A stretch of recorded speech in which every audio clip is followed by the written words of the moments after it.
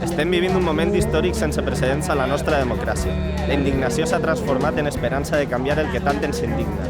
Anem a necessitar energia, valentia i ganes de treballar en un projecte comú. Proposem un decàleg de mesures concretes que ens conduiran a la democràcia plural i justa que exigim. Limitació de les assignacions econòmiques i privilegis dels càrrecs públics. No més imputats per corrupció en les llistes a unes eleccions. Modificació de la llei electoral. Representativitat i proporcionalitat.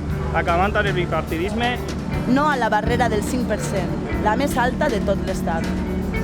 Mecanisme de democràcia directa, con referèndums i consulta popular obligatòria en els casos de decisions socioeconòmiques importants. Com l'elaboració i aprovació dels pressupostos municipals, autonòmics i estatals. Simplificar els mecanismes per a la presentació d'iniciatives legislatives populars. Estricta separació dels poders públics i econòmics. Assegurar l'absoluta independència del poder judicial.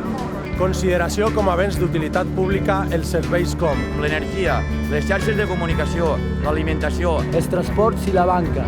Prohibició dels monopolis i oligopolis privats en subministrament d'aquests béns. Treball digne, estable i de qualitat. Prohibició dels sedes en empreses amb beneficis. Dret de tota la ciutadania a prestacions socials, públiques i que asseguren una vida digna. Control ciutadà de les activitats econòmiques dels càrrecs públics. Establiment d'un sistema d'incompatibilitats que impossibilita l'exercici i el lucre per a activitats públiques i privades.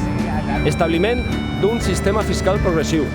Establiment d'un impost a les grans fortunes i a les transaccions financeres especulatives.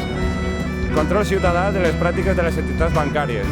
Prohibició de les clàusules abusives, en particular respecte de les hipoteques. Convocatòria d'una assemblea constituent.